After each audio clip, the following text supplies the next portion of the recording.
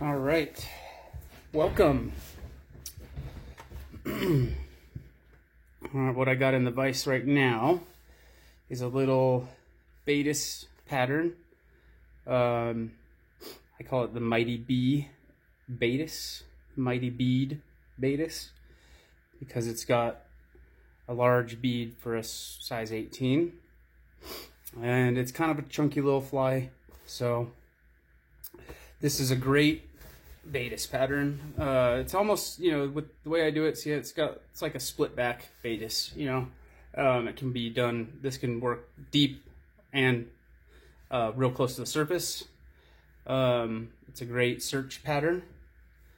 So let's get this out of the vise and let's get our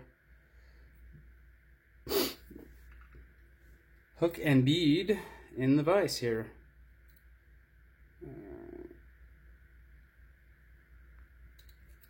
All right, so the hook that is in the vise is a size 18 Umpqua X Series Purdy jig hook. Let me see, you can see all that right there. Okay, and the bead we are using is a 7/64 2.8 millimeter tungsten silver bead. For our thread, we're going to be using UTC 70 in olive. Okay, so I'm just going to get that started on here. All right, so for the rib material, I'm using UTC midge rib in olive. We're going to be using some Coq de Leon fibers. These are natural color. And I believe our color, yes, we're using fluorescent chartreuse for our color. So, just a little hot spot. All right. Oh yeah, and we're wrapping the body with this Flashabou pearl. Let me see, the number on that is 6905. It's the original extra limp Flashabou. So I'm going to take about 4 fibers. Actually, I'm going to do 2 fibers at a time. So I'm just going to get my 2 fibers separate from the bundle here. And I'm just going to nip those off.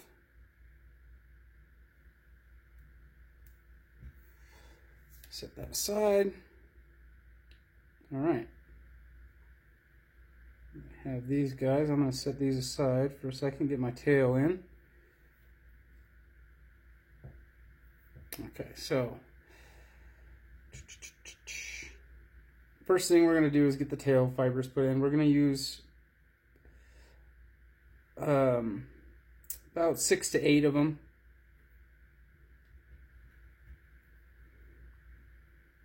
No reason to really count them on this fly, but you just don't want a really super bushy tail for these flies.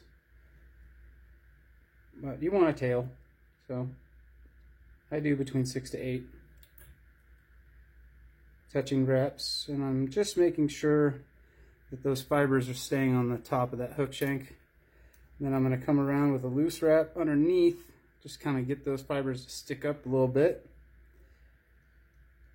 What we're looking for is about a shank length of this fly here, of the tail. It's not super long, but not super short.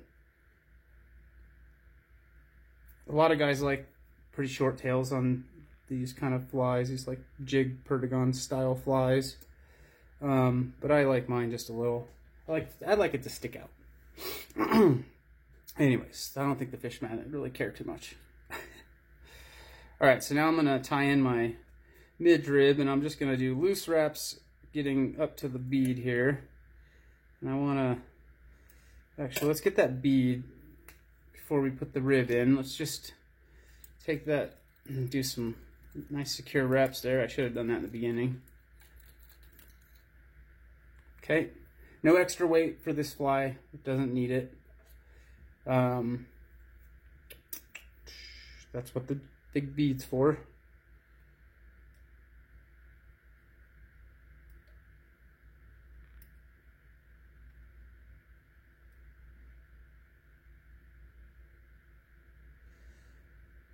Now that I've got it captured, I'm just going to give it a little tug as I tighten it down, just so that it helps to kind of help slim up that body for us. We want to try our best not to build a real thick body. We want to try and make this as slender as possible. Now I'm going to just one nice wrap tight that. All right, now I'm going to grab my 2 pieces of flash. And you can wet those fibers and they'll stick together usually. There we go.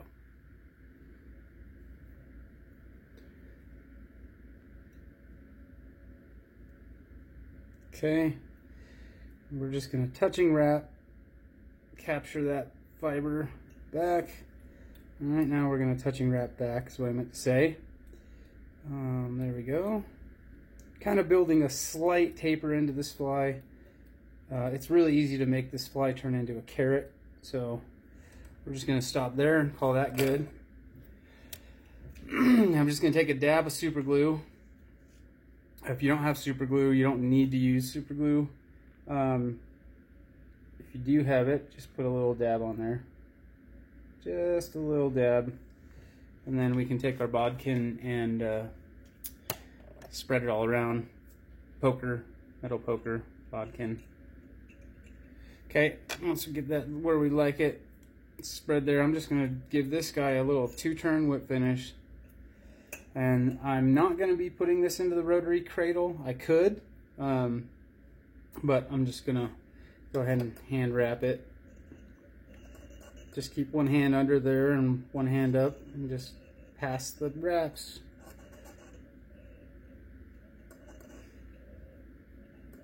Touching wraps on this.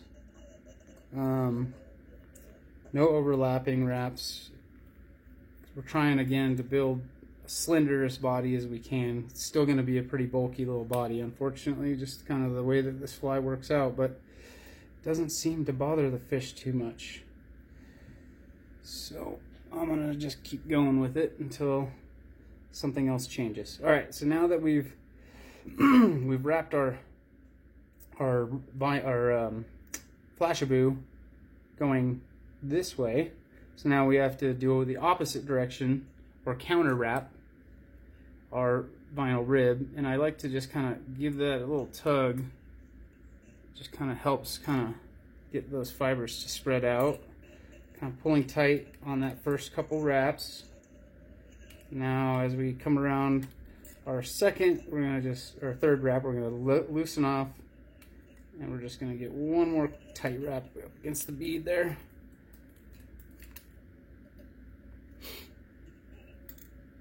And we're just gonna okay, now I'm just gonna give a slight pressure pulling when I cut that vinyl off, just to help it suck back underneath those wraps so we don't have a little nub sticking out. You're still gonna have a little baby nub, but not as bad as if you just cut it without pulling tight. You can just kind of push that little nub back in there with the thread. Okay, so that, I'm gonna call that good right there. And we're gonna whip finish. The first one, I'm gonna do a 3-turn whip finish and then make sure and cinch it down, and if it comes around the bead, then I just bring it back around to me. 1, 2, 3, and then the next one is gonna be a 4 or 5-turn whip finish. Now we're gonna cut nice and clean. All right, now that we're here, I'm going to switch to our UTC fluorescent orange. I'm going to give it a spin while I hold it in my fingers to cord it up real nice. And then right up against the bead, kind of get the first couple wraps in, and then you can kind of pull tight on it just to really get those wraps to grab onto each other, because this is all that's going to hold this one on here.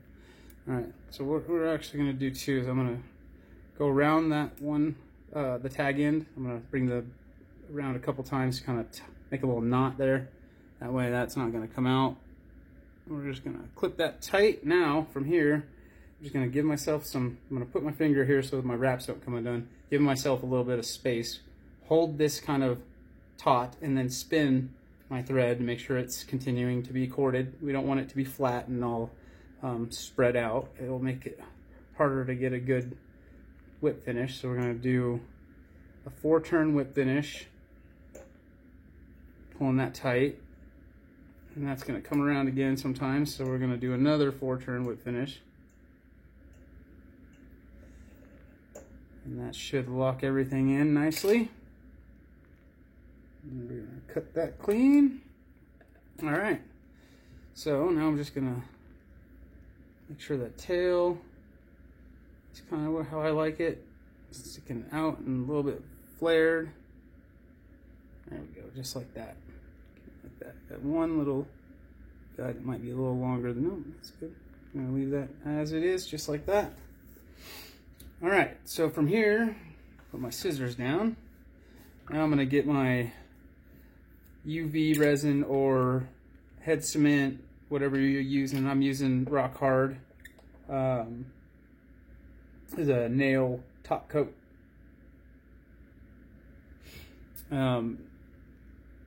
Varnish here. This is like an epoxy varnish, but not an epoxy, not a UV epoxy resin. This is what it looks like. I like it a lot. Yes, you have to wait for it to dry, but look how thick it is right now.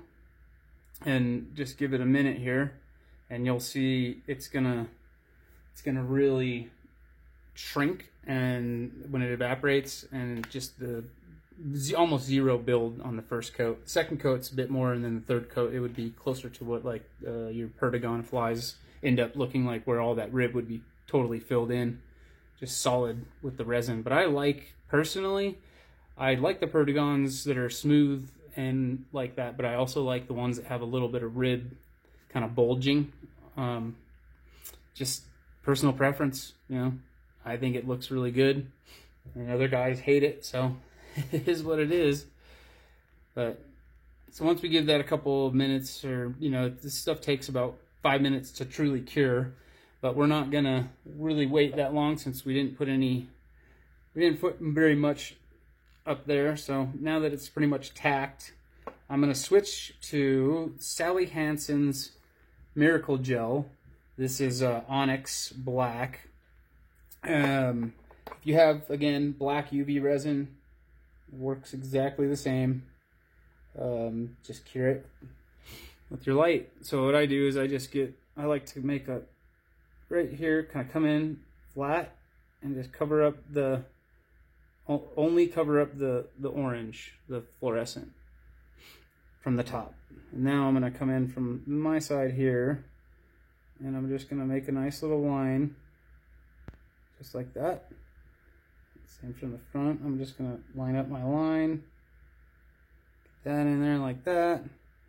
Now I'm going to make my line on the back side here, nice and easy.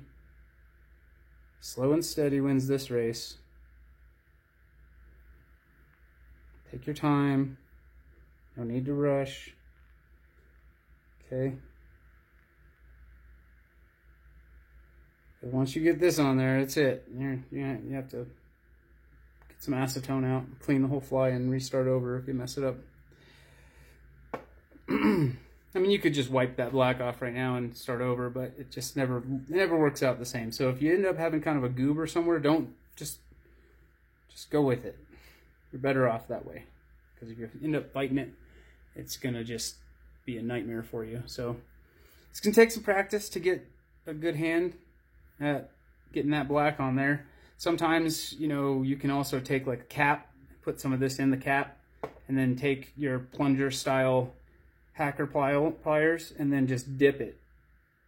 Okay, if that's easier, if you have a little bit of a shaky hand, that way you can kind of brace your hand and then you can kind of dip it into the little thing. You dip. That works really good too. But once you get your hand with once you get used to using the UV resins and the varnishes, and this shouldn't be a big deal for you. So, but that's essentially it. I will put another coat on that black once it dries. It takes about 5 minutes. So I'm not gonna sit here and talk to you guys about nothing for 5 minutes while that dries. So that's it right there. The Mighty B Baetis. So give some a shot. Super killer pattern for right now. You know, March, mid-March, going into April.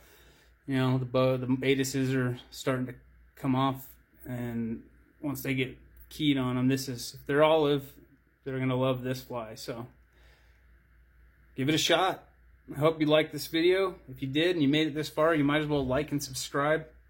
That way we can get more videos out to you sooner and better quality videos. And fishing videos will be coming soon. So thanks again for watching. Bye.